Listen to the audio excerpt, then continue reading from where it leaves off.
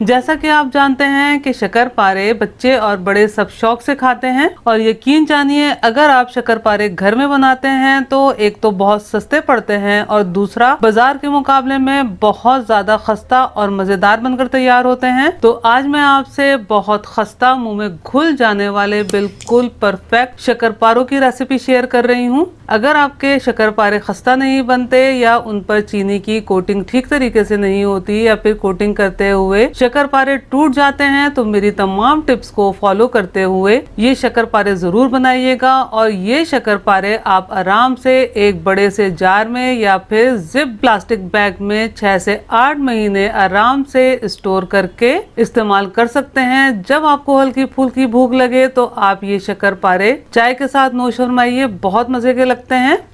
बिस्मिल्लाहिर्रहमानिर्रहीम। अस्सलाम वालेकुम फ्रेंड्स, उम्मीद है आप सब खैरियत से होंगे।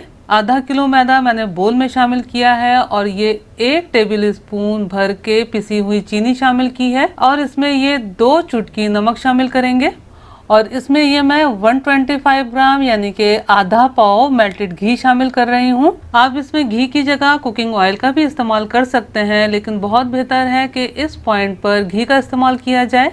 मैदे और घी का हिसाब बिल्कुल सिंपल है, यानी कि अगर 1 किलो मैदे का बना रहे हैं तो फिर 1 पाव घी शामिल कीजिएगा। जैसा कि मैंने आधा किलो में आधा पाव घी का इस्तेमाल किया है। आप शक्करपारे मैदे और सूजी से भी बना सकते हैं और शक्करपारों को गंदम के आटे से भी बनाया जा सकता है, लेकिन अगर आप लंबे अरसे के लिए स्टोर करना चाहते हैं तो फिर मैदे से बनाइएगा। अब घी को मैदे में बहुत अच्छी तरह से यकजान कर लेना है। मैदे में घी बहुत अच्छी तरह से मिक्स हो गया है। आप देख सकते हैं जब मैदे को मैं मुट्ठी में कस रही हूँ तो ये देखें एक ब्लॉक सा बन रहा है। इसका मतलब है घी और मैदे का रेशो बिल्कुल परफेक्ट है। मैदा गूंदने के लिए ये मैंने हल्का गर्म पानी लिया है। सख्त गर्मी में तो आप नॉर्मल पानी से भी गूंद सकते हैं, लेकिन अगर मौसम थोड़ा ठंडा हो जाए तो हल्के गर्म पानी से मैदे को गूंदिएगा ताकि साथ साथ इसमें मौजूद घी भी मेल्ट होते हुए मैदा बहुत अच्छे तरीके से गूंद जाए। यहाँ का मौसम थोड़ा चेंज हो गया है, थोड़ी ठंड सी हो गई है, तो मैंने हल्के गर्म पानी का इस्तेमाल किया है। जो रोजमर्रा हम आटा गूंदते हैं उसके मुकाबले में थोड़ा सख्ती की तरफ आटा रखना है, यानी कि आटा ना तो बहुत ज्यादा सख्त होना चाहिए और ना ही नरम। मैदा गूंद लेने के बाद बोल को कवर कर देते हैं और तकरीबन 10 मिनट ऐसे ही रहने देते हैं ताकि मैदा बहुत अच्छे तरीके से सेट हो जाए। 10 मिनट के बाद मैदे को 1-2 मिनट मजीद गूंद लेना है ताकि मैदा बहुत अच्छे तरीके से स्मूथ हो जाए। आप देख सकते हैं कि डो कितनी ज़्यादा स्मूथ हो गई है। ये शक्करपारों के लिए परफेक्ट डो बनकर तैयार है। अब इसमें से एक बड़ा पेड़ा ले लेंगे और बाकी डो को कवर कर देंगे ताकि ड्राई ना हो। अब पेड़े को थोड़ा मोटा बेल लेना है। पेड़े को बेल लेने के बाद आप इसकी थिकनेस देख सकते हैं कि इतना ही थिक रखना है। कटिंग के बाद भी मैं आपको इसकी थिकनेस बता दूंगी ताकि आपको ठीक तरीके से समझ में आ सके। अब इस तरह से चारों किनारों को काटकर अलहदा कर लेना है और इस अलहदा की हुई डो को बाकी डो में शामिल करके इस्तेमाल करेंगे। आप शक्करपारे स्क्वायर शेप में या फिर नमक पारों के शेप में बना सकते हैं। जिस शेप के मैं शक्करपारे बना रही हूँ आप इस शेप के भी शक्करपारे बना सकते हैं।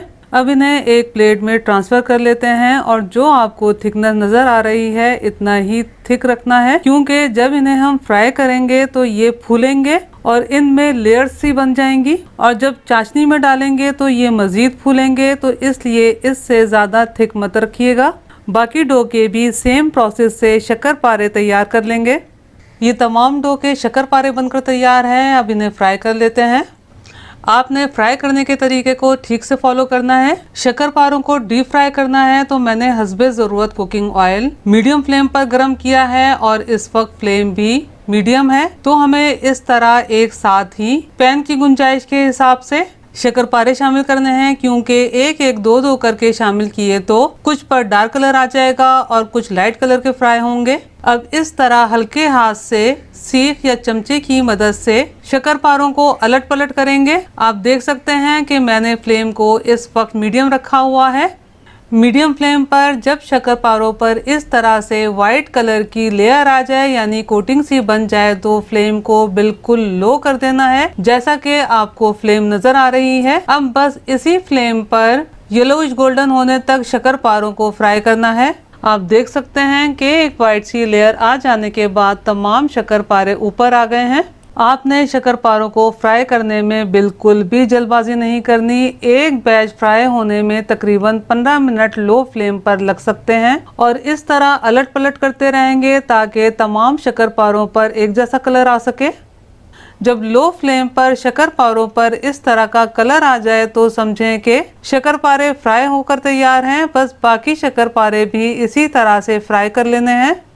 ये तमाम शक्करपारे फ्राई होकर तैयार हैं। मैं आपको तोड़ के भी दिखा देती हूँ कि अंदर से कितनी अच्छी इनमें लेयर्स बनी हैं और आप देख सकते हैं कि ये फ्राई होने के बाद कितने मोटे हो गए हैं, यानी फूल गए हैं। ये शुगर कोटिंग के बगैर भी बहुत मजे के लगते हैं। अगर आप चाहें तो इस पॉइंट पर भी इन्हें लंबे अरसे के लिए स्टोर करके नोश फरमा सकते हैं। शक्करपारों के लिए चाशनी बनाने में ज़्यादा टाइम नहीं लगता, इसलिए मैं चाशनी बाद में बना रही हूँ। अगर आप चाहें तो शक्करपारे फ्राई करने के साथ साथ भी चाशनी बना सकते हैं। पैन में मैंने आधा किलो चीनी शामिल की है। आधा किलो मैदे के शक्करपारे बना रहे हैं तो चीनी का इस्तेमाल भी आधा किलो ही करेंगे, यानी कि जितना मैदा उतनी ही चीनी का इस्तेमाल होगा। अगर 1 किलो मैदे के शक्करपारे बनाएंगे तो चीनी का इस्तेमाल भी 1 किलो ही करेंगे।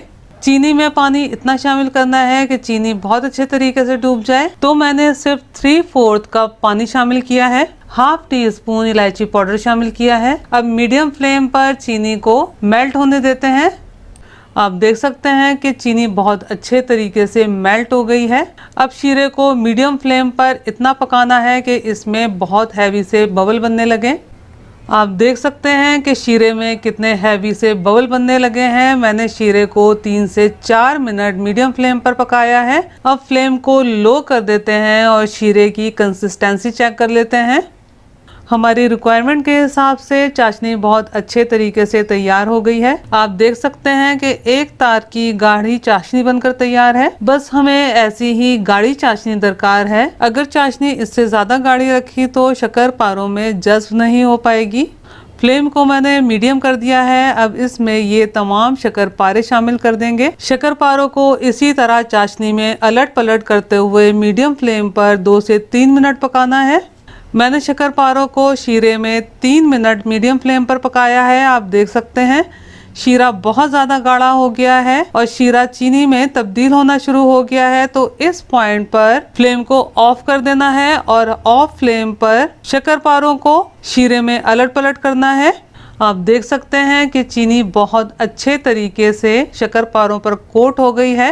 अब इसमें चूल्हे पर से हटा के चमचा चलाएंगे ताकि ये बहुत जल्दी से ठंडी हो जाए और एक दूसरे से बहुत अच्छे तरीके से सेपरेट भी हो जाए।